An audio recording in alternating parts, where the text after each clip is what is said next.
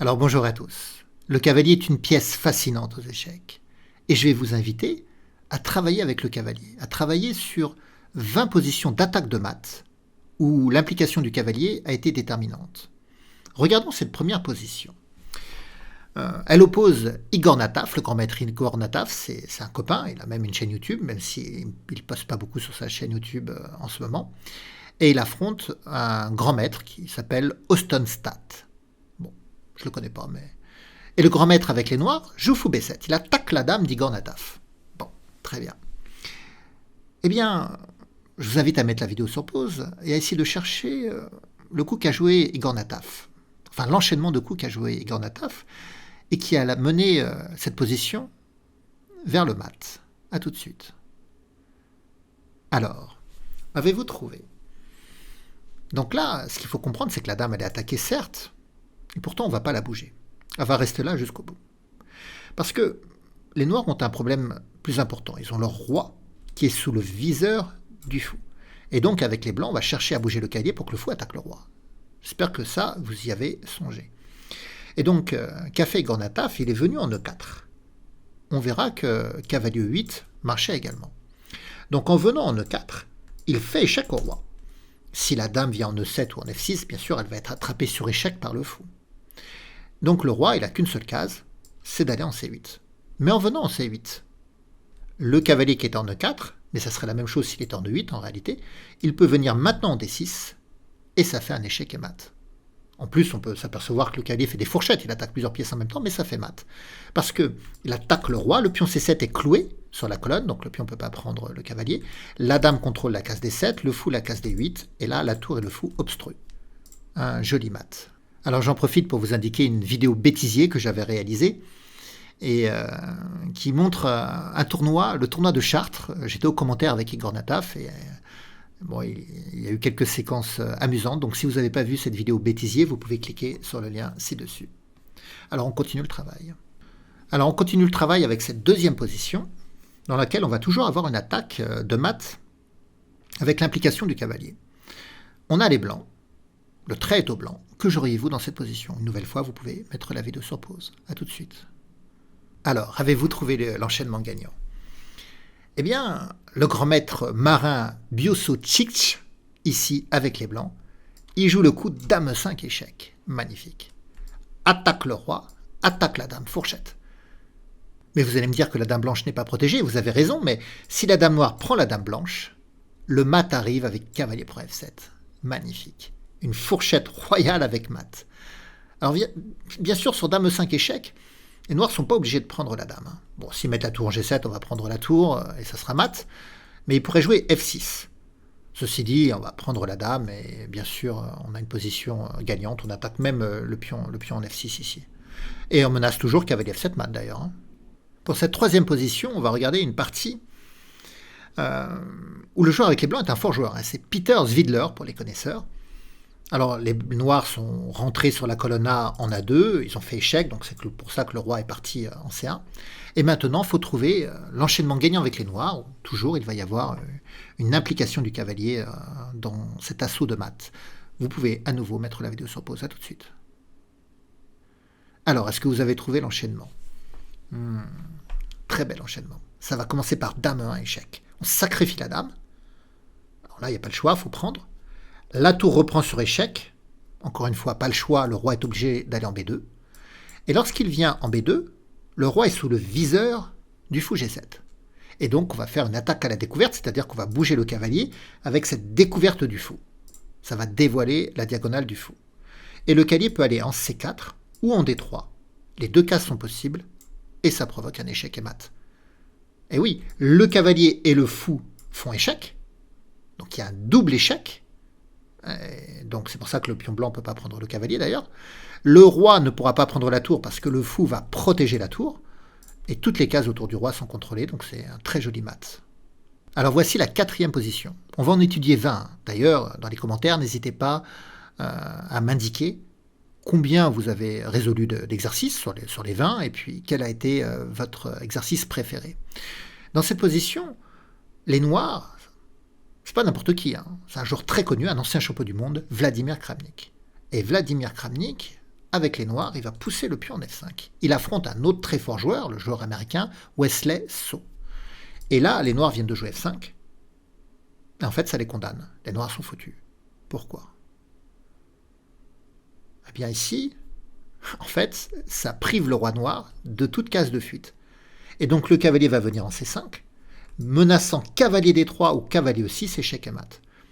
Alors Vladimir Kramnik a poussé le pion en G4 pour essayer d'avoir la case de fuite, mais donc du coup cavalier D3 ça marche pas, mais cavalier E6 ça marche toujours. Le cavalier attaque le roi, le cavalier contrôle la case, et il n'y a pas de case, il n'y a pas d'échappatoire pour le roi noir, il est échec et mat.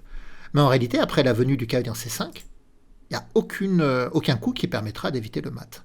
C'est assez rare dans ce type de finale d'être sous la menace de mat d'un cavalier comme ça et de n'avoir aucune chance de s'échapper alors qu'il y a très peu de matériel sur l'échiquier. Cinquième position. Dans cette cinquième position, Sergueï Karyakin a les blancs et il va être victime de Ding Liren. Donc encore des très très forts joueurs.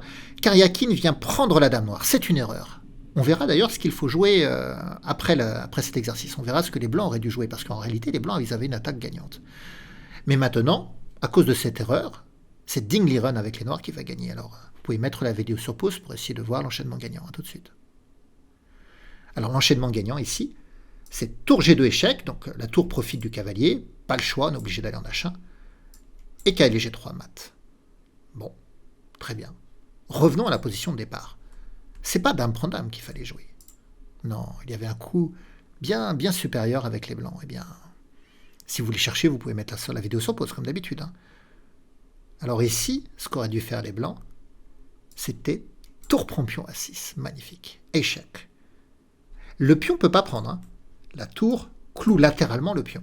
Le roi ne peut pas prendre, il y a le cavalier. Donc, soit il faut prendre de la dame, soit il faut reculer le roi. Si on prend de la dame, eh bien la dame blanche peut reprendre, le roi ne peut pas prendre, le cavalier protège, le pion ne peut toujours pas prendre, il y a le clouage latéral, donc il faut bouger le roi et ça finira par mat. Donc, après tour prend à 6 échecs, la dame noire ne peut pas prendre, le pion non plus, le roi non plus, donc il faut le reculer. Mais là, les blancs auraient pu continuer par cavalier D7 échec, oblige le roi à aller en C7 ou C8. Si le roi vient en C7, cavalier B6 échec, le roi est obligé de reculer en B8 ou en D8, et à chaque fois, ça finit par tour A8 mat. Alors, si le roi était venu en C8 au lieu de C7, c'est pareil, on aurait joué cavalier B6 échec. Si la dame prend, il y a tour A8 mat, une sorte de mat de l'escalier. Et si la dame ne veut pas prendre, eh bien, on va jouer roi B8 ou roi D8, mais à chaque fois, ça finira par tour A8 mat, quoi qu'il arrive. Donc, tour prend A6, un joli coup ici. Tour prend A6, gagné pour les blancs. Mais c'est dame prendre dame qui a été joué, et c'est les noirs qui ont puni. Tour échec, roi bouge, cavalier G3 mat. Sixième exercice, où une attaque de mat va être réalisée grâce à l'implication du cavalier. Le cavalier noir vient en F6. Que j'auriez-vous avec les blancs? C'est Richard Rapport qui a les blancs. D'ailleurs, si vous ne l'aviez pas vu, vous avez une vidéo tactique sur ce que j'appelle Faites-vous la main avec Richard Rapport. Alors, n'hésitez pas à cliquer sur le lien ci-dessus si vous voulez voir cette vidéo. A tout de suite. Alors, vous avez trouvé? Eh bien, l'attaque de mat va commencer par dame prend cavalier. Magnifique. Sacrifice d'attraction. On veut attirer le roi en F6. C'est pourquoi on veut l'attirer en F6? Pour qu'il soit sous la ligne de mire de la tour. Et maintenant, le cavalier peut aller en E8. Échec et mat. Double échec, le cavalier et la tour attaque. Le cavalier contrôle la cage G7. Il n'y a pas d'autre case disponible pour le roi. C'est mat. Alors vous allez me dire, après dame prend cavalier, le roi n'est pas obligé de prendre. Et vous avez raison, le roi n'est pas obligé de prendre. Mais il a quoi comme case? F8, G8, H7, H6, il a ces différentes cases. Mais s'il vient en F8, il y a dame H8 mat. Si je viens en G8, bon, je suppose qu'on peut continuer par des prises en F7, parce qu'on a 3 pièces qui attaquent. Mais on peut même profiter du clouage du pion F7, vous voyez, sur la diagonale, pour aller prendre en G6 sur échec. Ça, c'est possible. S'il vient en H7, eh bien, je sais pas, on peut faire fou pour F7, et puis je suppose qu'en H6, ça va être pareil. Ah, en H6, on a autre chose qui est intéressant, c'est cavalier F5 échec, le pion G6 est cloué, donc le pion ne peut pas prendre, ça oblige roi H7, et après on va mater avec dame G7. C'est un joli mat aussi. Alors pour ce 7e exercice, c'est une erreur incroyable. Ici, les blancs viennent de jouer cavalier D6. Et les noirs sont un peu en difficulté, ils ont un pion de moins. Et Ivanchuk, parce que c'est Tchatchev contre Ivanchuk, et Ivanchuk a les noirs, très fort grand maître, et il veut préserver son fou, il veut garder ses pièces pour avoir une chance de se rattraper. Il va commettre une erreur incroyable, il va reculer en G8. Eh bien, que joueriez-vous avec les blancs? Vous avez trouvé? Eh bien, c'est tout de suite la sanction. Cavalier G6 mat, avec le cavalier qui contrôle les cases noires, et l'autre cavalier qui complète le carré en contrôlant les cases blanches. Donc, une grosse erreur, mais c'est pour vous montrer que même des grands champions peuvent faire ce type d'erreur. Alors c'était une partie de blitz, hein. Il n'y avait pas beaucoup de temps à la pendule, en plus on est dans une finale, donc je suppose qu'il restait qu'une poignée de secondes à Ivanchuk. 8e exercice. Dubov a les blancs et joue contre le grand maître Camille Dragoun. Camille Dragoun, avec les noirs, il est attaqué par la tour, il est en échec. Bon, il y a plusieurs cases de fuite. La meilleure case est de reculer en F8, mais Dragoun est venu en G8 pour attaquer la tour. Et il y a un enchaînement qu'il n'avait pas prévu en fait. Alors, vous pouvez mettre la vidéo sur pause si vous voulez chercher tout de suite. Alors l'enchaînement, c'est lequel? Certainement ce qu'il n'avait pas prévu, c'est que les blancs allaient jouer F7 échec. En laissant la tour, qui était attaquée. Certainement, ils pensaient que les blancs allaient sauver leur tour, ou allaient faire quelque chose pour leur tour, mais non, F7 échec. Donc le roi, il n'a que deux solutions. Soit il vient en F8, soit il prend la tour. Et s'il prend la tour, eh bien on va mater avec tour H1. La tour contrôle toute la colonne, le fou contrôle la diagonale, le pion la case, le cavalier la case. Toutes les cases sont contrôlées en fait. Les noirs peuvent ramener leur dame pour rigoler, mais la tour prend la dame et c'est mat. Donc après F7 échec, le roi est venu en F8 et le mat est arrivé avec cavalier G6. Cavalier attaque, cavalier coince, tour protège pion et ça coince partout. Alors 9e position. Les noirs viennent de reculer le fou en D8, il y avait un échec sur la 8e rangée, eh bien, que feriez-vous avec les blancs? A tout de suite.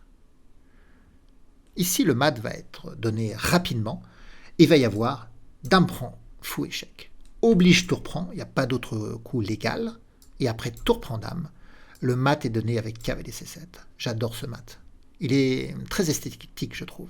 Le cavalier attaque le roi, la tour contrôle toute la 7e rangée, et les deux tours font comme les épaules d'un roi, donc ça ressemble à un mat des épaulettes.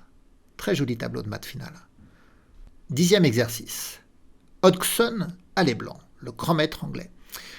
Alors, c'est le 10e exercice, on arrive à la moitié de la vidéo, peut-être que certains commencent à être un peu fatigués, n'hésitez pas à faire une petite pause. Alors, que les blancs doivent-ils jouer pour provoquer le mat? A tout de suite. Ici, le roi n'a aucune case. On chercherait à mettre le cavalier en F7 pour mater, mais il y a la tour. Donc il va falloir jouer tour G8 échec pour provoquer le départ de la tour, la déviation de la tour. La case F7 est maintenant disponible pour réaliser le mat. 11e exercice. Alors cet échec et mat peut paraître facile à ceux qui connaissent, pour ceux qui connaissent la technique du mat à l'étouffée. Et au contraire, pour ceux qui ne la connaissent pas, cet exercice va être très difficile. Alors, vous pouvez mettre la vidéo sur pause, à tout de suite. Alors, dans cette position, les blancs ont du retard matériel, ils ont une tour de moins, mais en réalité, ils sont gagnants. Ils vont profiter de l'échec, ici sur la diagonale, et de l'absence du pion en F7. Bon, si la tour vient en E6, il suffit de prendre la tour et on va continuer l'attaque. Si le roi vient en F8, on a dame F7 mat avec la protection du cavalier. Et si le roi vient en H8, on va aller débusquer le roi avec cavalier F7 échec. Le roi doit venir en G8. Maintenant, on va faire double échec en venant en H6. Échec du cavalier, échec de la dame. Donc on ne peut pas prendre le cavalier, il faut bouger le roi. Si le roi vient en F8, c'est toujours dame F7 mat, avec le cavalier qui protège. Et si le roi vient en H8, c'est là qu'il faut trouver le coup. Si on n'a jamais vu le mat à l'étouffer, c'est un peu dur. Il faut sacrifier la dame en G8. Le roi ne peut pas prendre en raison de la présence du cavalier, donc c'est la tour qui doit prendre. Ça crée les conditions de l'étouffement du roi noir, un sarcophage, et le cavalier vient en F7, infliger le mat à l'étouffer. On n'a plus rien, on n'a plus qu'un cavalier, les noirs ont encore beaucoup d'unités de combat, mais le combat se termine. Ah, cette position, le mat de l'égal. Nous sommes au Café de la Régence, à Paris, en 1787. C'était un café où se retrouvaient les plus forts joueurs d'échecs parisiens, français et même européens, quand ils étaient en visite dans la capitale. Et donc là, l'égal, il joue contre Saint-Brie. Et il va faire une combinaison qui l'a rendu célèbre, une combinaison fausse d'ailleurs. Il va faire cavalier prend E5. cette combinaison est fausse, parce que le meilleur coup pour les noirs, c'est de reprendre avec le cavalier. Ça protège le fou, qui continuera à attaquer la dame, ça attaquera le fou, ça protégera le pion en F7, ça réglera tous les problèmes. Donc c'est un trop mauvais coup pour les blancs de faire Calais pour E5. Sauf que Saint-Brie ne connaissait pas, enfin ça a été joué pour la première fois, cet enchaînement, donc il ne connaissait pas, et s'est précipité sur la dame, il a fait fou prend dame. Et que s'est-il produit d'après d'après vous? Eh bien il y a eu fou prend pion échec, oblige le roi à aller en E7, il n'y a pas d'autre case, et le cavalier vient en D5 faire mat. Cavalier attaque les cases noires, cavalier contre les cases blanches, le fou contre les cases blanches, toutes les cases autour sont obstruées par la dame, le pion et le fou. C'est ce qu'on appelle le mat de Le Gall. Alors, dans cette position, vous avez les noirs. Que joueriez-vous? Vous pouvez mettre la vidéo sur pause, à tout de suite. Alors ici, il faut jouer le coup fou F3 pour forcer la déviation de la tour. Et les blancs sont obligés, ils n'ont pas d'autre coup légal, donc ils sont obligés de prendre. Ce qui permet d'ouvrir la colonne G et de contrôler les cases importantes. Donc maintenant, on va continuer par l'arrivée du cavalier en F2. Donc on va jouer cavalier F2, alors celui-là ou l'autre, c'est pareil, puisque ça oblige la tour à prendre et l'autre cavalier prendra la place et on arrive au mat. Le cavalier attaque le roi et la tour coince les cases G1 et G2.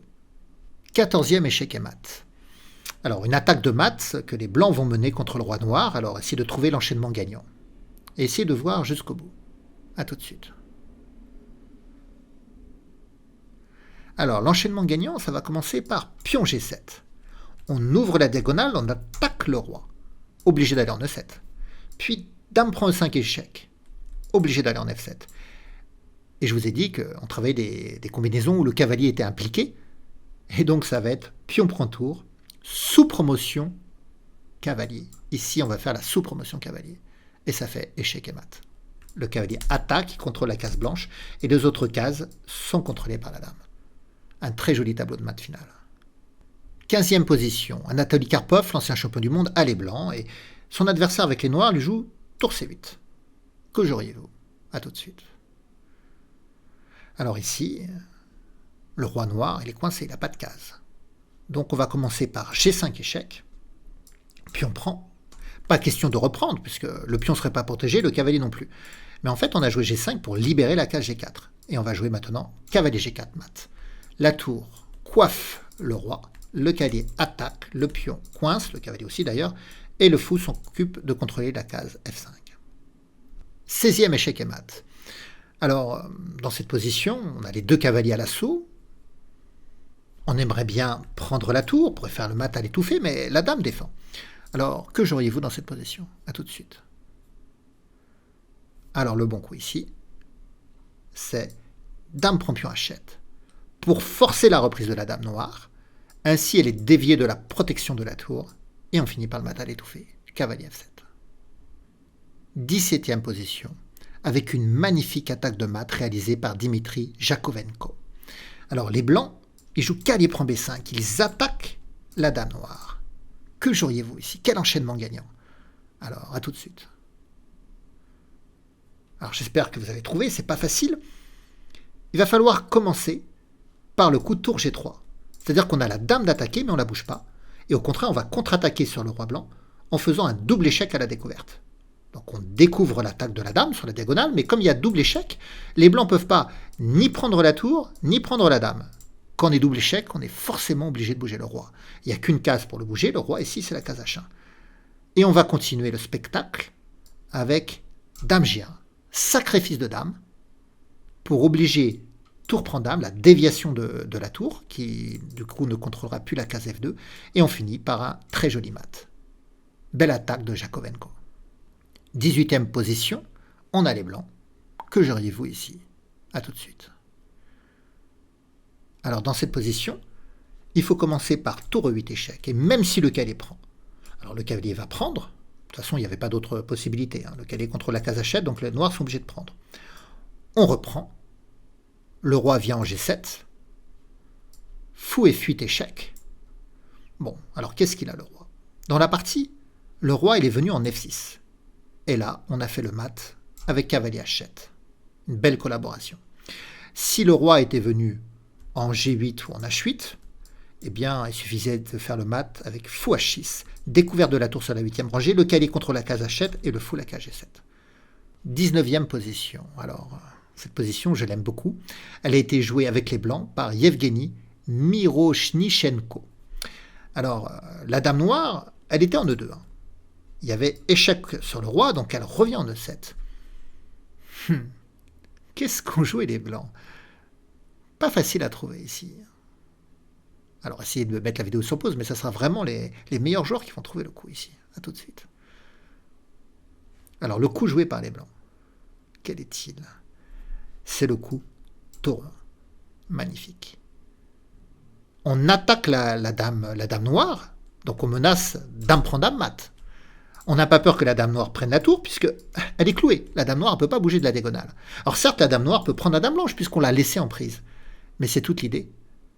Après dame prend dame, maintenant on joue cavalier prend H7, échec et mat. Le cavalier attaque, la tour coince les cases, et le fou également, et le pion obstrue la dernière case de fuite. Alors pour cette dernière position, c'est Carlsen avec les noirs qui va être victime d'une attaque contre Radjabov. Radjabov a les blancs.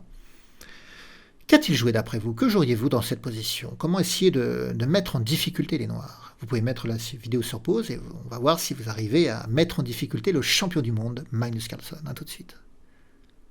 Alors, ici, il faut commencer par le sacrifice de qualité, tour prend fou. J'espère que tout le monde a vu le vis-à-vis fou-roi sur la grande diagonale noire. Donc c'est le fou D6 qui est précieux à la défense du pion E5. Donc on va supprimer ce fou. Dans la partie, Carlsen a repris de la tour. Alors s'il avait repris de la dame, on pourrait se dire que fou prend E5 c'est bien avec la fourchette, mais en réalité non, parce que les noirs peuvent prendre le fou, et même si les blancs gagnent la dame, les noirs vont la récupérer. Donc si Carlsen avait repris de la dame, il aurait fallu échanger les dames, d'abord, et ensuite faire fou prend E5 échec, on attaque le roi, on attaque les tours. Et sur cavalier G7, on peut prendre bien sûr la tour, on peut même jouer tour F7 et attaquer le cavalier G7, il y a beaucoup d'attaques possibles. Donc dans la position, après tour prend fou, Carlsen a repris de la tour. Mais bien sûr, il y a eu fou prend E5 échec quand même. Et là, Carlsen a commis la faute, il a joué roi G8. Enfin, la faute, il n'y avait plus rien qui l'aurait sauvé de toute façon, mais là, ça précipite parce que maintenant, on peut jouer cavalier H6 mat. Le cavalier attaque, le fou coince et la tour coince. Sur cette position, si on veut résister un peu, il ne faut pas jouer roi G8, il faut jouer cavalier G7. Mais les blancs peuvent jouer le très joli coup tour F7. Ils menacent l'enchaînement fou prend cavalier échec, roi G8 et cavalier H6. C'est-à-dire que si les noirs prennent la dame, eh ben on va enchaîner avec fou, prend, roi là, et cavalier H6 mat. Alors voilà, j'espère que cette vidéo vous aura intéressé sur toutes ces belles attaques de maths. Si vous ne l'avez pas vu, j'avais réalisé une vidéo avec tous les thèmes principaux d'échecs et maths. Alors vous pouvez cliquer sur le lien ci-dessus si vous voulez la voir. Et puis sinon, on se retrouvera pour de nouvelles aventures. Au revoir à tous.